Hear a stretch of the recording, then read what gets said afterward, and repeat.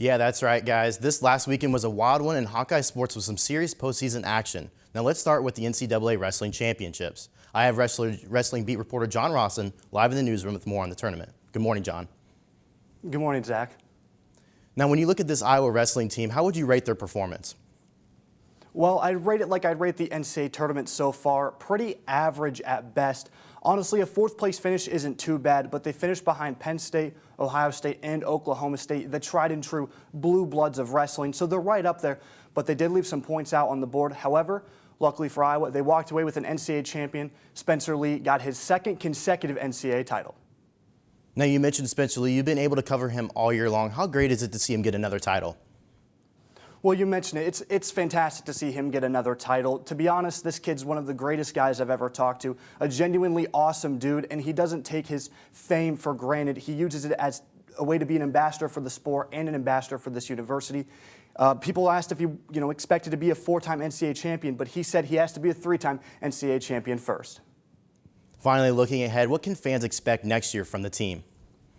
Well, fans can expect some good things from this team. They're really only losing Mitch Bowman and Sam Stoll. Obviously, some potential for transfer, but 174 is going to be filled by Michael Kemmer, and Cassiope will take over for Stoll at heavyweight. So there's a legitimate possibility that there could be 10 qualifiers for the NCAA championships and potentially a few extra NCAA individual titles that this team could gather. Marinelli left one out on the board yesterday, losing to the 8 seed from Virginia Tech. But, I mean, I could expect really good things from this team down the road.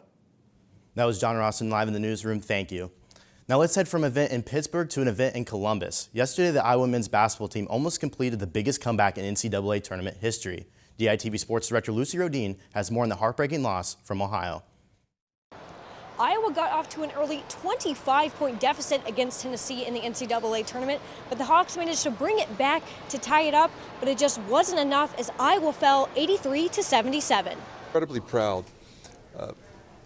I think all season long we've stayed together.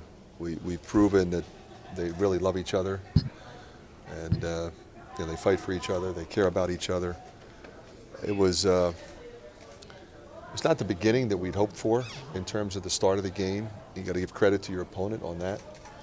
But the way that we fought back, didn't let it get away from us, gave us a chance in the second half, and then really put it together at both ends. I mean, we knew coming at halftime we're down 21. We said, hey, leave it all out there, play with a lot of heart and hustle, and good things will happen.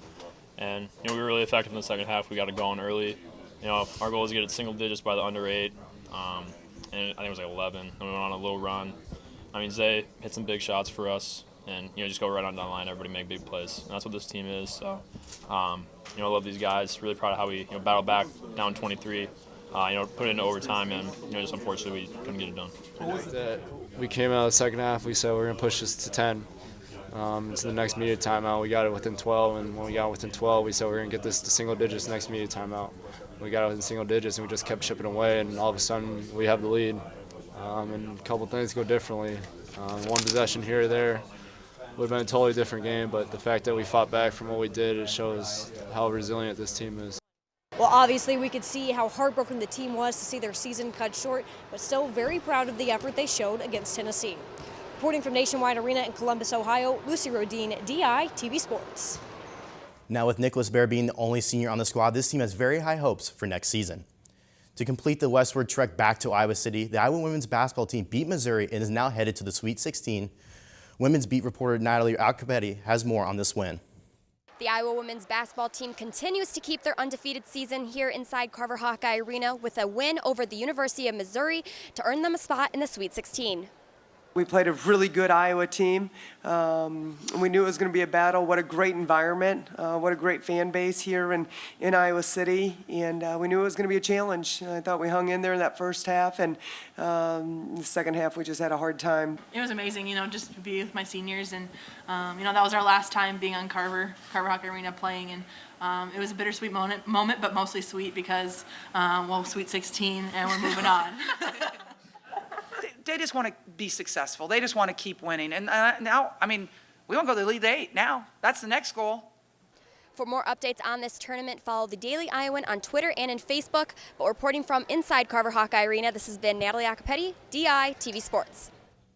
Iowa head to Greensboro for the Sweet 16 on Saturday, March 30th.